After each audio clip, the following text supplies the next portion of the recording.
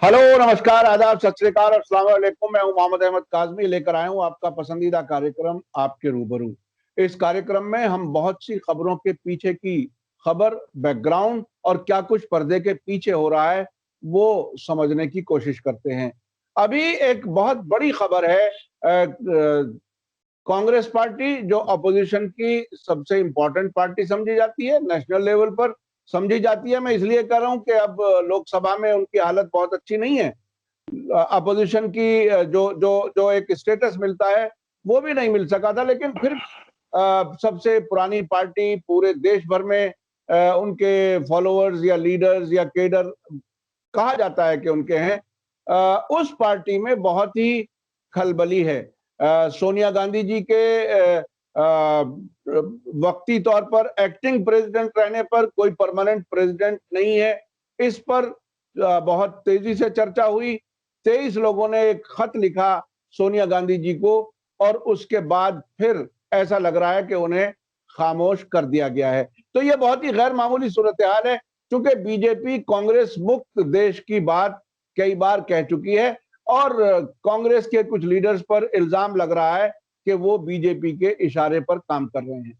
तो ये सारी बैकग्राउंड के साथ समझने के लिए मैंने आज रिक्वेस्ट किया है शब्बीर अहमद विद्रोही, जो नागपुर में हैं और अध्यक्ष हैं अल्पसंख्यक विभाग राष्ट्रवादी कांग्रेस पार्टी के, यानी minority department nationalist Congress party के। शब्बीर अहमद विद्रोही साहब, आपका वेलकम है मीडिया स्टार वर्ल्ड में। आप हमें समय दे देते हैं, उसके लिए बहुत बहुत शुक्रिया। आप ये बताइए कि ये जो कांग्रेस में खलबली है वो क्या है? क्या ये अंदर की बात है या बाहर के लोग कुछ करा रहे हैं? देखिए, सबसे पहले एक बात आपको कह दें, जो राजनीति में आपने पहला सवाल किया उससे पहले आपके दर्शक जितने आए हैं जो देखेंगे उन दर्शकों को मैं आदाब अर्ज कर दूं। उसके बाद आपका सवाल का पहला चीज आपने कहा कि भाजपा कांग्रेस मुक्त जो है भारत करना चाहती है। तो आज के सवालों में पहले हम इन पर जवाब देकर के फिर उधर चलते हैं। कांग्रेस मुक्त भारत करने के लिए भाजपा ही कांग्रेस युक्त हो गई है। आज कांग्रेस के ही कम से कम 60 लोग वो हैं जो कल कांग्रेसी थे, आज भाजपाई हो गए हैं। इस पर मुझे एक शेर याद आता है कि गुल को बांधा घास के संग गुलदस्ता हो गया, गुल को बांधा घास के संग गुलदस्ता हो गया, नेता पाला बदलते ही देखो फरिश्ता हो गया। उधर के आदमी इधर आ जाएं तो वो धर्मनिरपेक्ष हो जाते हैं और इधर वाले उधर जाते ही धर्मांध हो जाते हैं। इस देश की राजनीति में जो चल रही है ये सोडा के बोतल की तरह है, ढक्कन खोलने के बाद थोड़ा सा फफोले आते हैं बाहर। उस तरीके से कांग्रेस की राजनीति में जो ये आ रहे हैं ये उसी तरह के हैं, पुराने बोतलों से जो ढक्कन हटाने के बाद इस तरह के झाग आ रहे हैं जिसको हम हलचल कह रहे हैं। देखिए, किसी भी लगभग 130 बरस पुरानी ये पार्टी 130, 35, 40 जो भी अपने को कहती होगी, क्योंकि 1885 में शायद इस पार्टी की बुनियाद डाली गई थी और आज आप देखें तो हो गया 15, यानी 135 बरस पुरानी पार्टी है। लेकिन इस पार्टी के सिद्धांतों में परिवर्तन आने लगा, नेताओं में परिवर्तन आने लगा, विचार में परिवर्तन आने लगा, व्यवहार में परिवर्तन आने लगा। ये ऊपर से धर्मनिरपेक्ष रहे, अंदर से जो है वो इनके अंदर भी धर्मांता आती गई। तो बाद में जो इस तरीके के जहरीले लोग थे, नेता थे, वो धीरे धीरे पाला बदलने का काम करते रहे। आज आपको एक बात मैं बड़े साफ शब्दों से कह दूं, कांग्रेस की जो हालत हुई है उसके लिए विरोधी पक्ष जवाबदार नहीं है, उसके लिए ये कांग्रेस के अंदर के नेता ही जवाबदार हैं जो डबल रोल खेलते हैं, जिनके अंदर बोलने के लिए कांग्रेसी है, अंदर अंदर वो भाजपा के हो जाते हैं जब उनके आदमियों को टिकट नहीं मिलता है। और आप देख लीजिए, इसका एक उदाहरण देखना है तो मध्य प्रदेश की सरकार को देख लीजिए। कांग्रेसी अगर सही कांग्रेसी होता तो सरकार के लिए कुर्बानी देता, सत्ता के लिए सरकार को गिराने का काम नहीं करता। तो साबित ये हुआ कि कांग्रेस को कांग्रेस ही नीचे ले जाने का काम करती है, बाकी कोई ले जाने का काम नहीं करते। दूसरी बात, आज कांग्रेस में सभी धर्म के लोग जुड़े हुए थे, लेकिन अब हुआ क्या, कांग्रेस के 3 लोग टूट गए। पहले बाबरी मस्जिद गिरने की वजह से, और वो ये सारी होने के नरसिंहा राव के जमाने में हुई, जिसके कारण मुसलमान जो है कांग्रेस से अलग हो गए। फिर उसके बाद आपको ब्राह्मण अलग हो गए, राजपूत अलग हो गए, और बीएसपी के निर्माण होने के बाद 1983 के बाद धीरे धीरे शेड्यूल कास्ट के लोग भी उससे दूर होने लगे।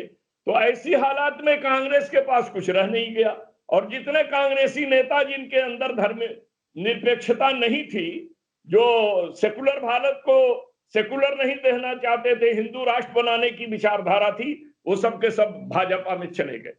आज जो आप देख रहे हैं ये कुछ नहीं है, इनके पास मुद्दे नहीं है। केवल राहुल गांधी ट्विटर पर और फेसबुक पर जो बातें देश के बारे में रख रहे हैं, पार्टी के पास न देश के लिए कोई मुद्दा है, न संदेश बचा है। और सबसे बड़ी बात यह है कि कांग्रेस में एक बड़ी चीज आ गई है उनके अंदर कि इस परिवार के बाद क्या। अरे ऐसा नहीं है, जब देश के लोगों में आपके कार्य करने की शैली और आपकी विचारधारा बढ़ेगी तो पार्टी अपने आप बढ़ेगी। आप लोगों को जिस तरह से रखेंगे उस तरह से बंध के नहीं रहने वाले हैं, इसलिए आप विचारधारा के आधार पर जुड़ने वाले लोगों को लेकर चलिए। आज राजनीति में आपको काजमी साहब एक बात देख रहे हैं कि गरीब घर के बच्चे सेवा की भावना रखते हैं, लेकिन दौलत नहीं है तो राजनीति का पार्ट नहीं बन पा रहे हैं।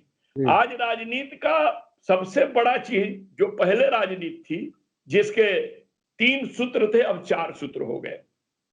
पहला था फील्ड वर्कर, जो लोगों के बीच काम करे वो नेता होता था। दूसरा था माइक वर्कर, जो आदमी में अपनी बात को दे करके जगाने का काम करता था, वो नेता होता था।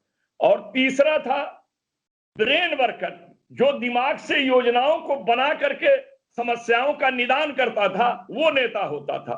लेकिन आज फाइनेंस वर्कर, जो चंदा दे दे, धंधा कर ले, पैसा दे दे, वो इन तीनों को गुलाम बना लिया है, माइक वर्कर को, फील्ड वर्कर को और ब्रेन वर्कर को, ये फाइनेंस वर्कर बना लिया है। और राजनीति पूंजीवाद के तरफ बढ़ गई है, सेवावाद से बाहर हो चुकी है। तो ऐसे में इस तरह का जो हलचल चल रहा है, आप जानते हैं इतने दिन सत्ता में रहने वाले जब सत्ता से बाहर होते हैं तो उनकी आदतें जल्दी जल्दी जाती नहीं है। अभी 6 साल सत्ता से ये बाहर हैं, मगर आदत नहीं गई है। इनको आज भी लगता है कि हम ही जमींदार हैं और हम ही यहाँ के सब कुछ हैं, जबकि विरोधी पक्ष का इनको अभी हक भी नहीं मिला है। तो इसमें कांग्रेस को खुद सोचना चाहिए कि हमें जनता की सेवा की भावना के आधार पर, हम पुरानी पार्टी हैं और अपने विचारों से, अपनी सेवा से लोगों के बीच रहें। परिवारवाद से बेहतर होगा गरीबों का प्यारवाद, परिवारवाद से बेहतर होगा सिद्धांतवाद, परिवारवाद से बेहतर होगा लोगों के बीच में जाकर के लोगों के लिए समाजवाद की विचारधारा को रखना। अच्छा, रह गया ये जी आप अपनी बात पूरी करें। नहीं, रह गया ये काजमी साहब कि आज की राजनीति व्यापार की तरह हो गई है। पूंजी लगाइए, पूंजी कमाइए, और यही कारण है कि नेता के चरित्र बदलते जा रहे हैं। किसी भी पार्टी में जाइए, सरकार आने के बाद उनके चरित्र में जनता की सेवा से ज्यादा अपनी चीजों को, अपनी इमेज को, अपने भाव को बढ़ाने का काम करना है। और तो वो सोचते हैं कि पैसे से हम चुनाव जीतते हैं, इसलिए उन्हें पैसा कमाना है, लगाया हुआ निकालना है और आगे के चुनाव में लगाने की बात करना है। इसलिए भ्रष्टाचार से कोई भी पार्टी बच नहीं पाएगी, और जब तक भ्रष्टाचार देश में रहेगा शिष्टाचार जन्म नहीं ले सकता। शिष्टाचार को जन्म लेने के लिए विचारों के बीच से चलना पड़ेगा, सेवा की भावना से लेकर चलना पड़ेगा। लेकिन आज की हालत यह है कि हमारे जिस्म के ऊपर धूल जो है 2 महीना 3 महीना से धोया नहीं गया तो वो चमड़ी का हिस्सा बन गया है। तो आज जो भ्रष्टाचार है वो राजनीति और देश की सरकार की चमड़ी का हिस्सा बन चुका है। अच्छा, इस सब में ये जो कांग्रेस में जो कुछ हो रहा है उसमें CWC की मीटिंग के बाद में गुलाम नबी आजाद साहब के घर पर कुछ लोग मिले और उसमें कुछ चीजें ऐसी बाद में बताई गई कि सब नाराजगियां दूर हो गई, कोई मसला नहीं है। सोनिया गांधी जी, पहले तो ये भी बताया गया कि उस लेटर का जिक्र ही नहीं आया जो 23 लोगों ने दिया था सोनिया गांधी जी को। और अब सब कुछ खैरियत है, ठीक ठाक है। अब से पहले शशि थरूर जैसे लोग लीडरशिप के मामले पर सवाल उठाते रहे हैं। अब ये गुलाम नबी आजाद का ये वाला चेहरा, ये वाला रोल, जिन पर बीजेपी के लिए काम करने का भी इल्जाम लगाया और उन्होंने गुस्से में बाकायदा कहा है कि अगर ये साबित हो जाए तो मैं इस्तीफा देने के लिए तैयार हूं।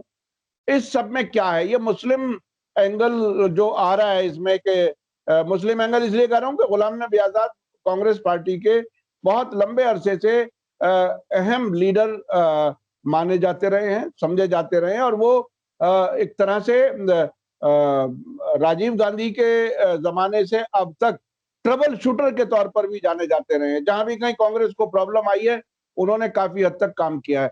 अब क्या सूरत हाल है, क्या है गुलाम नबी आजाद की स्थिति, और वो क्या वाकईन सोनिया गांधी को सीरियस कोई मशवरा देना चाहते हैं, या इसमें कोई और मामला है? जो बीजेपी वाला इशारा है वो कितना मजबूत है? देखिए, आप जानते हैं कोई भी दवा जब एक्सपायरी डेट को क्रॉस कर जाती है तो वो दवा के बजाय जहर बन जाती है। राजनीति में भी ये जो लोग हैं, चाहे हमारे गुलाम नबी आजाद हों, चाहे हमारे अहमद पटेल हों, चाहे हमारे दिग्विजय सिंह हों, ये लोग एक्सपायर डेट के हैं, आज के डेट के नहीं हैं। न इनके पास विचार रह गया है, न इनका एज रह गया है, न स्टेज रह गया है। ये केवल लोगों के बीच बैठे हैं। आप ये बता दीजिए, धारा 370 जो भाजपा ने हटाई कश्मीर से, क्या उसके जिम्मेवार ये नहीं है?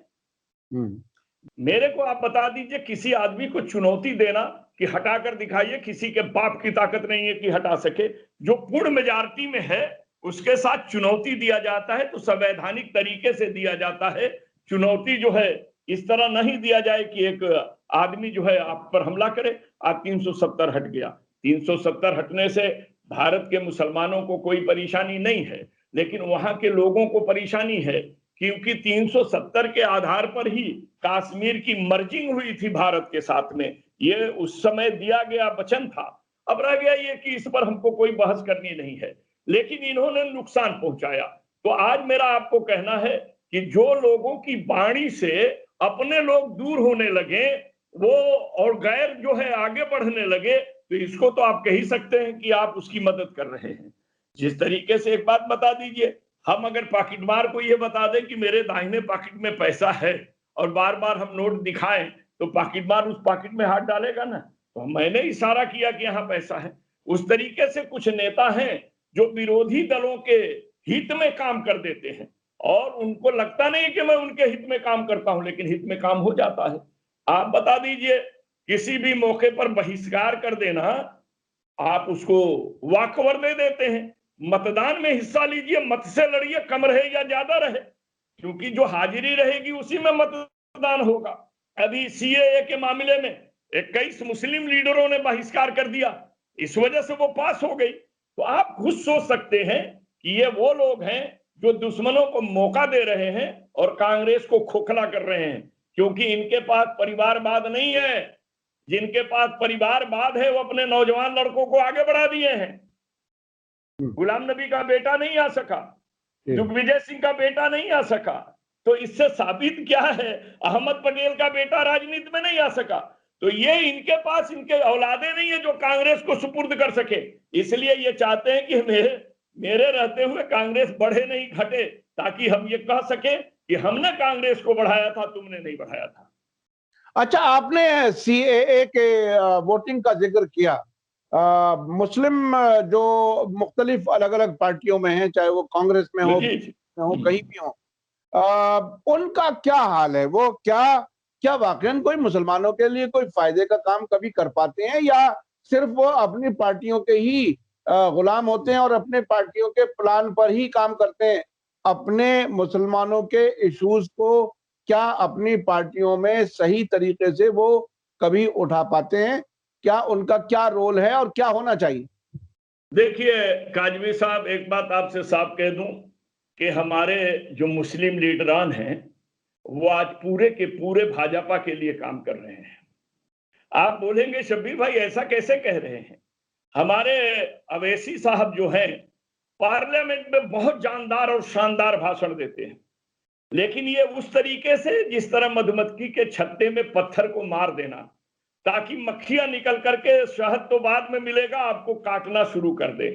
ये इस तरीके का भाषण देते हैं कि मुसलमान लीडर इनके फेवर में खड़े हो या ना हो, मगर गैर मुस्लिम लीडरों में एकता अपने आप पैदा हो जाती है और ये आक्रोश की सजा जनता भोगती है।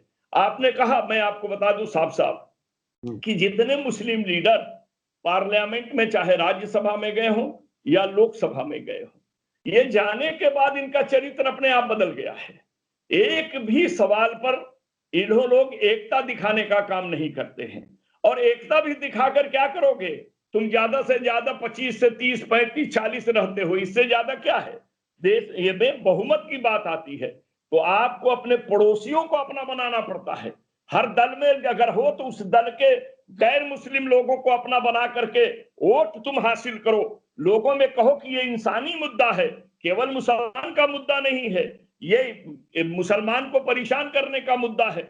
हम तुम्हारी पार्टी में है तो तुम्हारी पार्टी का दायित्व है कि धर्मनिरपेक्षता के आधार पर हमारी पार्टी के जुड़े हुए मुसलमान नहीं, भारत के मुसलमानों की रक्षा करो। लेकिन इसमें कोई सफल नहीं हुए। राजद के भी एमपी मुस्लिम जो थे बाहर चले गए थे। हमारे भी आपको मालूम है राष्ट्रवादी के हमारे मजीद मेमन साहब वो भी हिस्सा नहीं दिए थे और यही कारण है कि उनको दोबारा मौका नहीं दिया गया। यह ख्याल रखिएगा, फौजिया खान को राज्यसभा में भेजा गया, उनकी जगह उनको दोबारा मौका नहीं दिया गया क्योंकि पवार साहब जो हैं सेकुलर लीडर है, उनके सामने धर्म कुछ कोई चीज नहीं है, उनका धर्म उनके घर तक है, बाहर में वो सबके लिए लड़ाई लड़ते हैं। यही नहीं, आप एक चीज और देख लीजिए कि हमारे पार्टी के अंदर धर्मनिरपेक्षता का बहुत बड़ा सहारा है। इसलिए आपको देखे होंगे हमारी पार्टी ने शर्त रख दी थी अजीत दादा पवार के सामने कि 3 दिन में इस्तीफा देकर आओ, नहीं तो पार्टी एक्शन लेगी। और भाजपा के साथ सरकार बनाने के बाद उनको बाहर आना पड़ा, छोड़ करके आना पड़ा, सरकार की कोई चीज नहीं आई। मैं आज आपको बता दूं जितने मुस्लिम बड़े लीडर हैं वो निजी फायदा उठाने के लिए पार्लियामेंट और राज्यसभा में जाते हैं और जब निजी फायदा लेने लगते हैं तो आप ये जानते हैं ना कि मुंह खाती है तो आंख शर्माती है। जो आदमी सरकार से, किसी भी सरकार से निजी फायदा ले लेगा तो सरकार की गलत नीतियों का विरोध करना उसकी हिम्मत में नहीं है, उसकी ताकत में नहीं है, उसके खून में नहीं है, उसके जेहन में नहीं है, उसके जुबान में नहीं है, क्योंकि मुंह से तो खा चुके हैं और गलत चीजों को अगर आपने खा लिया है तो खून में उस तरीके की गर्मी बाकी नहीं रह जाएगी जो आप सरकार के खिलाफ वो बात करें जो कौम के खिलाफ कानूनी है। अच्छा, महाराष्ट्र से अभी ये ताजा खबर जो है वो औरंगाबाद हाईकोर्ट का एक बड़ा फैसला है जो उन्होंने तबलीगी जमात के मुतालिक जो विदेशी लोग यहाँ फंसे हुए थे उनके बारे में है। वो उसको आप कैसे देख रहे हैं? क्योंकि सरकार अलग है, वहाँ एक सेकुलर किस्म की सरकार है, क्या उसमें कहीं क्या वजह है कि वो इस तरह का फैसला किसी और अदालत से अभी ऐसा नहीं आया? अब से पहले कुछ यूपी की अदालत में एक छोटे लोअर कोर्ट में ये हुआ कि 1 महीने की सजा दे दी और सजा काट ली गई, यानी उन्हें गुनाहगार बना करके छोड़ दिया गया। यहाँ बेगुनाह छोड़ा गया है, ये क्या है आखिर? इसके बारे में क्या? काजमी साहब, बेगुनाह ही नहीं छोड़ा गया, एक जज ने टिप्पणी की कि इन्हें बलि का बकरा बनाया गया। सोचने की बात है। कोर्ट ने यह टिप्पणी की इसलिए कि इस कोर्ट पर किसी प्रकार का दबाव नहीं था, क्योंकि हमारी पार्टी की सरकार कोर्टों पर दबाव नहीं डालती, अदालत को कहती है कि न्याय कीजिए, सरकार के तरफ से नहीं। आप यूपी का देखेंगे, भाजपा की थी, आप देखेंगे सुप्रीम कोर्ट तक को देखेंगे, आज उनके प्रशांत भूषण पर चल रहा है कोर्ट कंटेम्प्ट ऑफ कोर्ट का मामला, हमारे पर भी चलाया जाए, हमको इससे नहीं है। अदालत के ही जज कहते हैं कि फैसला ऐसा हो कि जो दिखाई दे कि फैसला है। आप खुद सोच सकते हैं, आप खुद ले लीजिए, आपसे छुपा क्या है? बाबरी मस्जिद का ले लीजिए, आप टूटने को गलत मानते हैं, मूर्ति जबरन रखने को गलत मानते हैं, मुकदमा चलाने की बात कहते हैं और जमीन दे देते हैं। गजब की बात है, ये कहां दिखाई दे रहा है कि फैसला हुआ। लेकिन हम लोग चुप इसलिए रहे कि अल्लाह हमें कहता है कि अमन और चैन रखो मुल्क में, बाकी चीजें तो हम पर छोड़ दो। तो अमन और चैन के लिए हमने उस कुर्बानी को दी। लेकिन आज उस मसले को दूसरे ढंग से देखा जाता है। फैक्ट और फेथ में अलग होता है, विश्वास में और ईमानदारी में अलग होता है। आप ये समझ लीजिएगा कि ईमानदारी से फैसला हमारे औरंगाबाद कोर्ट ने दिया है। इसकी जितनी सराहना की जाए कम है, क्योंकि उसने कहा कि इनके साथ ये किया गया है। और आप ये समझ लीजिए कि अदालतों पर अगर राजनीतिक दबाव न हो, हुकूमत की दबाव न हो, तो हर जज इंसाफ करना चाहता है। और आत्मा से इंसाफ होती है। जब आत्मा स्वतंत्र हो तो मिजाज स्वतंत्र होता है, और जब मिजाज स्वतंत्र हो तो फैसला इसी तरह की ईमानदारी का आता है। बहुत बहुत शुक्रिया शब्बीर विद्रोही साहब, आपने हमें वक्त दिया, इसके लिए हम शुक्रगुजार हैं। और आपने जिस तरह से मुस्लिम एमपीज का रोल सीएए वाले मामले में याद दिलाया, वो काफी अहम है। और आपने ये भी बताया कि ये किसी भी पार्टी के मुस्लिम नेता हों, वो बीजेपी के लिए काम कर रहे हैं। और उसमें काजमी साहब एक बात है, देख लीजिएगा, एक छोटी सी बात 1-1.5 मिनट का आपके सामने रखूंगा। मेरे काम से सरकार की मुखालिफत हो रही है, लेकिन कौम की भलाई नहीं हो रही है। तो हमें नजाकत को समझना चाहिए कि नहीं समझना चाहिए। अवैसी की ईमानदारी के भाषण से कौम हमारी एकजुट नहीं हो पाती है। हम हैं कहां कि इनको दबाव दें। हमें तो सेकुलर ताकतों के साथ रह करके धार्मिक शक्तियों को दबाना है कि भारत संविधान के मुताबिक चले। लेकिन हम अपना कैंडिडेट खड़ा कर देते हैं, उसकी जमानत भले जब्त हो जाए, 4000 से हमारा दुश्मन जीत जाता है।